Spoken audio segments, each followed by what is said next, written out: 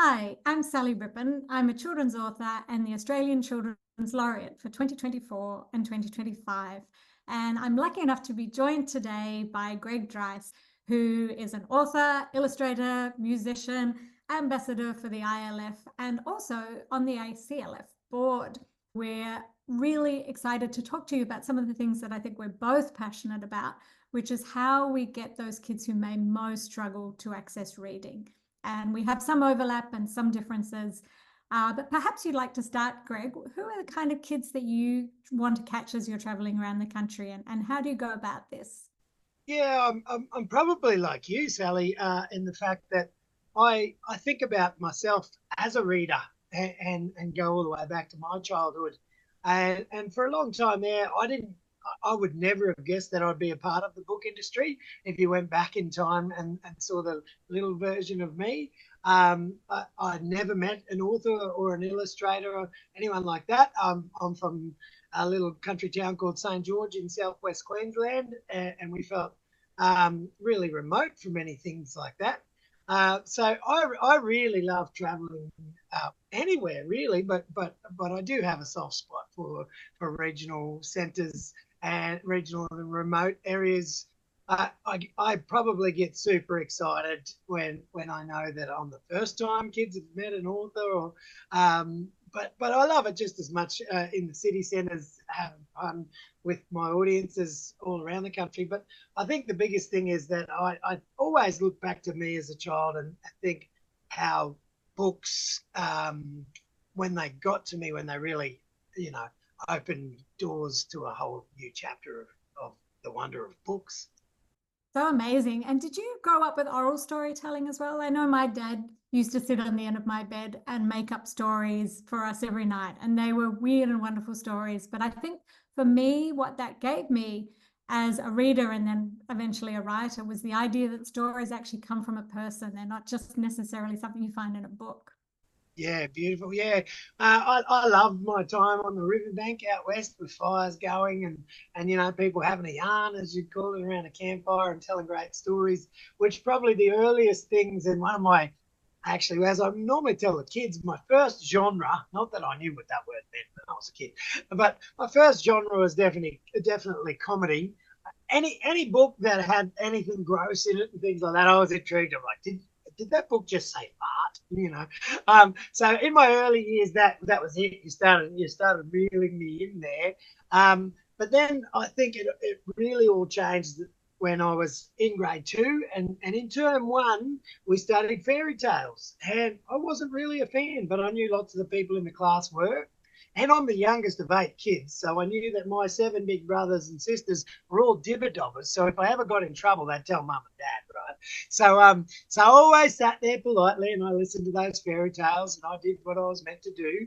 But when we got back after term one after Easter, the teacher picked up The Rainbow Serpent by Dick Ruffsey, and I went, I know this story. And then the teacher started to read it and it talked about the desert and the drought and this giant snake making rivers and water holes and people celebrating and singing and dancing. And then it got to the page where he started to eat people. And I looked at my mates and we were like, what? What's this about? The Rainbow Serpent doesn't eat anyone. He's this friendly guy that made our rivers and creeks.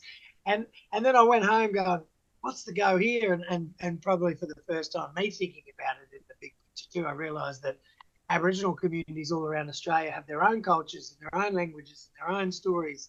And Goraya, or Mundigara Goraya, his stories are similar right across the whole country, but different. But they all talk about making those rivers and creeks. And I remember telling my teacher, saying, oh, around here, he doesn't eat people, and I went like this, and I sort of retold that story, and then I was super excited. My teacher said, "That was great, Greg. Maybe you could make a book of that one day." And well, that one day was a couple of months ago, so there it is. That's that story that I was telling when I was a young fella back in primary school about the rainbow serpent out in country, but obviously I couldn't call it the rainbow serpent. because everyone thinks it's Dick Ruffsy. But yeah, Super Snake is you know, the story I know of the Rainbow Serpent. But maybe for that first time ever, back there straight after those Easter holidays, I first got that idea. Maybe I could do that. But definitely from yarning around the campfire, having guitars, like I take it for granted now, but I never ever thought back then if I was good at writing songs and even picking up little funny stories about what was happening around me, finding a tune on the guitar and weaving my thoughts into words that tell a story, you know. So, but back then I would have thought, no, writing songs isn't like writing books. But now I think, you know, they're very similar. Storytelling and reading and that whole world of being a part of people's stories, it comes in many shapes and sizes. And isn't it lovely to hear that there was that teacher back then who turned you on to the idea of maybe that was something you can do? And I think we'll see that often when you meet people when they're older, there can often just be that one teacher that switch them on to something, point them in the right direction. And for me, it was a teacher in grade 6 who used to read my stories out loud. So we'd write stories in class, he'd give us a topic. And at that stage, we were living in Hong Kong because we grew up in lots of places around the world. So I was born in Darwin, actually, in Northern Territories, and then we grew up in Southeast Asia, moving around a lot. And we had this fantastic, well, I had a fantastic teacher in grade 6 who would get us to write stories. And then I remember, I will never forget this day, turning up in class and him saying, there's a story I want to read aloud to the class, and me being as interested as anyone else. And then I recognized the first few lines, and I was just filled with this mix of kind of horror that people might work out that it was my story and maybe not think it was very good, but also absolute sheer delight that my teacher would take me seriously that way. And I really think it was my grade 6 English teacher and also art teacher were the two people that really switched me on into this direction. Because I know your parents can tell. Yeah, those two things. And I know often your parents will say, yes, that's lovely, dear, that's lovely, dear. But if somebody from the outside sees something in your work, I think it can really, really switch something on. And I think it's really important, I think, for teachers out there to remember that sometimes at the time, kids don't look like they appreciate those words of advice, but they can really stay with a person. Yeah, I'll never forget. Actually, I was talking about it yesterday in a little school, just 70 kids, and some of the feedback I got afterwards from my teachers was it was good that you put yourself into it as a kid, because the you know, some of those kids you know, think of them as I would say to myself, as a reluctant writer and a reluctant reader, and now I do it professionally. But yeah, so but I talked about how my grade 5 teacher, Miss Snell. Hello out there, Miss Snell. I know you follow me on some socials and keep an eye on my grammar and things still, but she was a great teacher. I remember this one time we were doing a writing task, and it took me, I think we had 50 minutes to write, and it took me 40 minutes to get started. I sat there and scratched my head and thought of this and wrote that idea off. And in the end, I went with something that I really loved that I know she didn't really like too much, which by that stage in later primary school, I was into Goosebumps and anything sort of scary and things like that. So, and I remember early in the year, she said, I don't like scary stories. Yeah, so I wrote this scary story. It was only 1 page long, and I know the people around me were writing a lot more than that. And then the following year, I had to write another narrative, and instead of scratching my head, I just started writing that same story again, thinking that I was going to get in trouble. I thought I was plagiarizing, you know. I've been told copyright, plagiarism.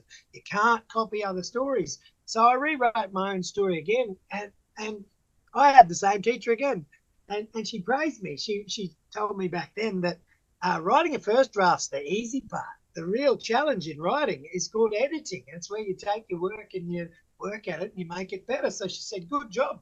And I was kind of like, wait, what? I thought I was going to get in trouble for plagiarizing myself. But you know, those little moments we have with beautiful souls, you know, and teachers that give all of their time and effort into maybe just that one kid, you know, one day at a time, that they touched that right little nerve. And it's amazing that I could still remember that all the way to today, that teacher. Yeah, I think it's so great. And I think it's one of the joys that we both experience in traveling so much into schools and around schools is that I often look in the audience and I think there could be a little person like me in that audience who could never conceive of the idea that potentially they could be a writer as well. And it'd be interesting to hear what you do in your sessions, but I know certainly in my sessions, I really try to show the kids where the ideas came from and how much of it comes from my own life. And also all the mistakes I made and all the trial and error. You know, that when you look at a finished book, it can look very intimidating at times. It's so polished and you can't imagine how it could have been any other way. But I think for kids to think that we started the same way as them, you know, with spelling mistakes and, you know, maybe not so great stories and first drafts and second drafts. Do you get kids to do storytelling in your sessions or writing, or are you mainly giving them ideas when you're with them? Sometimes I do writing workshops, especially that's grown on pre-nap plan, which is a bit scary that that's the end goal for some places. But yeah, the majority of my work is storytelling. I like to remind kids that, you know, well, my big saying is that stories have been in Australia for tens of thousands of years, or since the Dreamtime, so since Al Coringo, they call it. But books have only been in Australia for 200 years. So I say, you know, I'm going to do some storytelling with you today. You know, I'm not going to read my books. I don't read my books to kids. I always assume that they can read themselves. So I take them on a journey where it's interactive and we have some fun. But when I do writing workshops, and I always, regardless, even if I'm doing storytelling units, I always start with inspiration, the things you're talking about. And one of my go-tos, and probably behind my shoulder there, is I let kids know, you know, when I meet other authors and I tell them, I know, oh, you know, the joys of this, you travel around and you meet other authors. I think we've done a few festivals together over the years now. But I tell them the biggest thing that you find out is the number one rule to writing a story is to write about what you love. And it's easy for me to point to a screen and I usually let the kids guess what my favorite animal type is. And they always get that it's birds. So I start whistling away like, and they're like, how do you do that? I've been doing it my whole life. I've been surrounded by birds ever since I was born. So I love birds. So I write about the things that I love. I love my culture. I write about that. Yeah. So we're always sort of trying to weave in those things about when you find that thing you love, then that's what you write about. And all the authors I meet, you know, they do that. So I've even told my kids when we're reading your book where they like to go to the restaurant and then the dragons out in the street and then one day I came back to them and I said, Sally used to live in China, and they were like, oh, that makes sense, you know. So I always think there's little bits of our heart and our souls in everything that we create. And if we can encourage kids to think like that too, they'll go a long way in the writing world. I think that's so true. And I think also for them just to understand that they have it within themselves, that it doesn't have to come from outside. I'd love to jump back to your point about the NAP plan, because I think another thing that we have in common is that I really strive to catch kids who may struggle to learn to read. And there are many reasons why this might happen. It can be because they may not have received the right teaching for them. One of the things that you talked about is that language has been around for a really long time, but reading and writing hasn't. It's actually relatively new. So we now know through neuroscience that we actually have to rewire a part of our brain to become proficient readers. So we're now across the country changing the way that we teach reading and writing because we know that our brains need to be wired in a specific way. But all the same, there are still going to be kids that fall through the gap for so many reasons. So certainly dyslexic kids will need lots of extra support. Neurodivergent kids with ADHD may find it really hard to focus in the classroom and miss a lot of really important information. And sometimes it's just a question of kids not having access to books, potentially having grown up in households who may not speak English as a first language, or potentially haven't grown up in houses of books in the way that, you know, of course, other families, we encourage people to read to their kids from birth, but this isn't something that all families will understand. And so these are the kind of families that I try to reach. And as you do your travels, particularly with the Indigenous Literacy Foundation, do you find that you're reaching communities where potentially you're finding kids who may not have had access to books or may find reading a struggle for many different reasons. And if that's the case, can you give us some examples of what you might come across? When I started in the foundation over 10 years ago, I used to get great joy, and we have this big hockey bag full of books, and we'd go out to a remote community and just, see what a lot of people take for granted. But in these communities, there aren't any bookstores, there are no town libraries, and there are no school libraries. There's just that little stand in the corner with books that most of the kids have read already. And if you are in the education system, you'll know how budgets work. Big schools get big budgets, tiny little schools don't.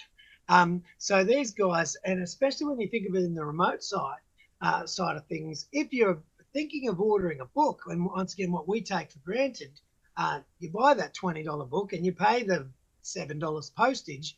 But if you live in the middle of the desert, it is not a $7 postage.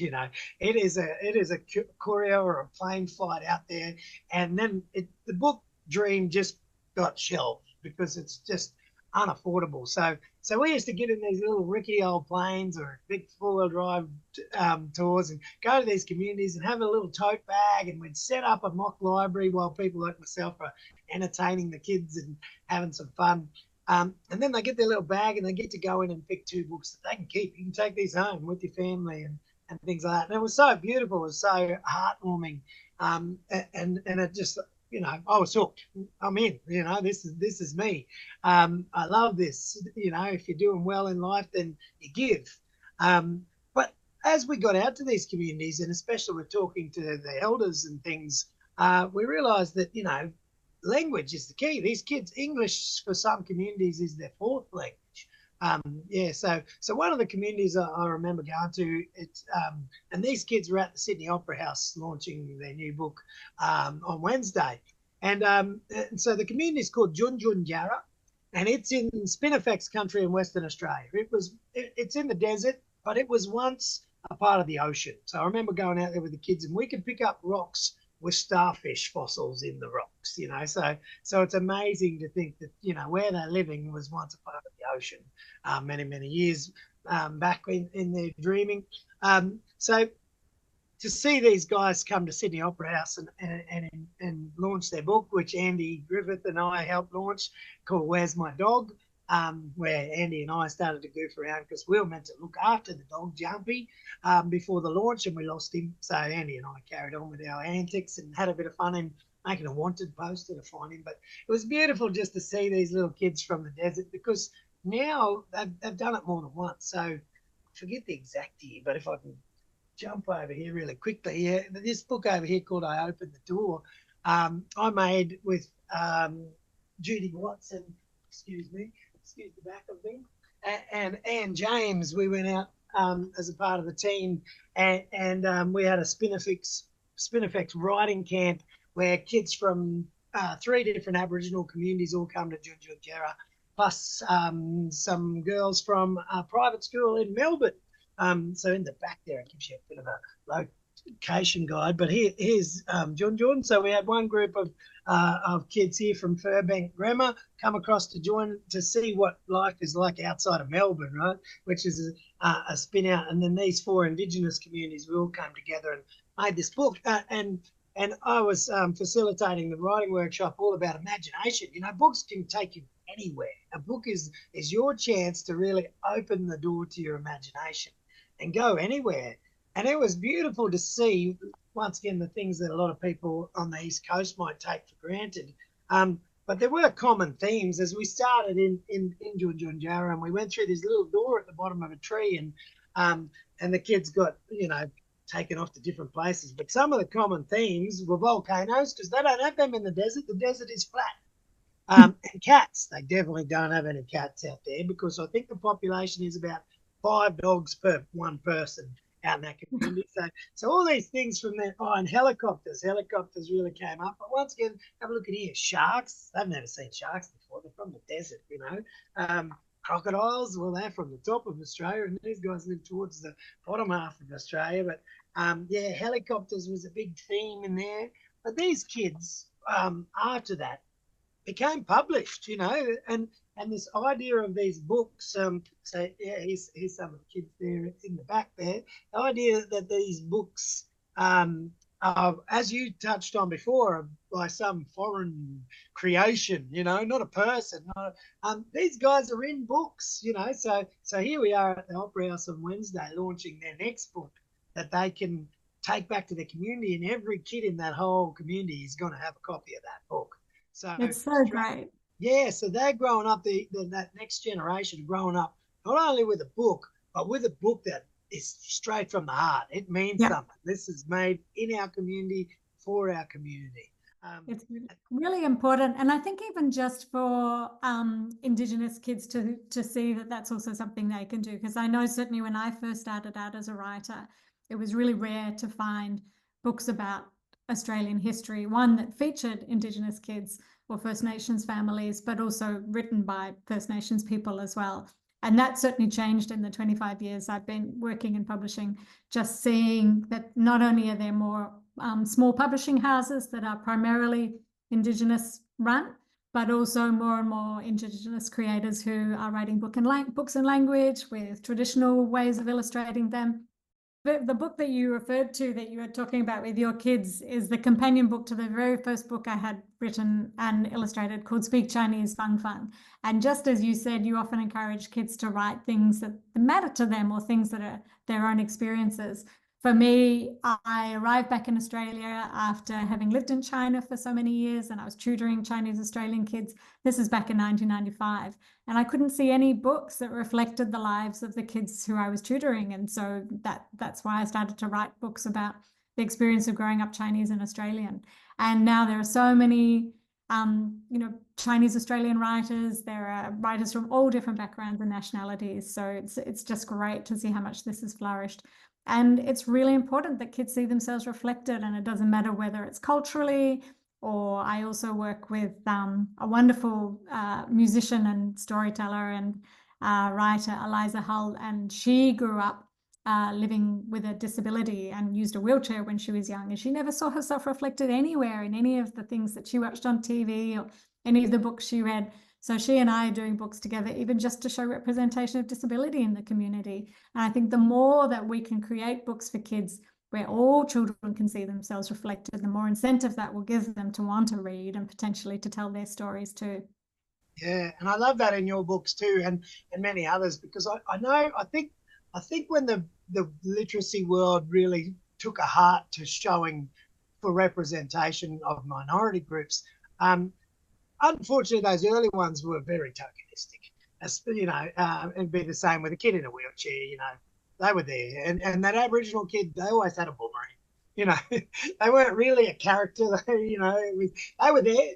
They were represented. You could see it. You can point in the background and go, "Oh yeah, there's mine." But it's beautiful now that we've come a long way, and that these characters are the characters of the story, and the story isn't just we've put them in there. The story is them, and once again, those readers can pick it up and go, "This is me." That's that moment with me with Dick Ralphsey, to think, "This is me." My culture's in a book.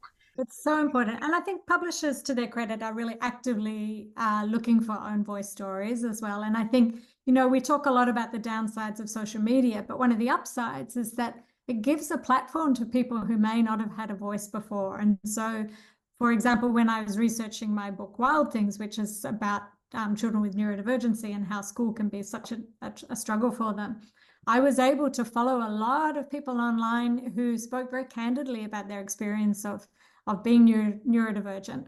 So in a way, we have no excuses now not to listen to these stories, because potentially where we had 3 sources of media with, 3 newspapers and maybe 5 television channels, and we could only watch or hear the stories of the ones that were decided were the ones worth listening to. Whereas now we can go online and we can listen to stories of people with all kinds of experiences and backgrounds. And I think that's a fantastic thing. And I think it hopefully will create more and more writers and certainly more and more ways of sharing stories. Yeah, and it definitely gives the idea, I think, well, for me personally, that when people think they're in a minority group, and the more chances you get to see that, hang on, this minority isn't that small really, so you don't feel so alone in the world. And especially come home at the end of the day and pick up a book that you feel like you're one of the characters in as well.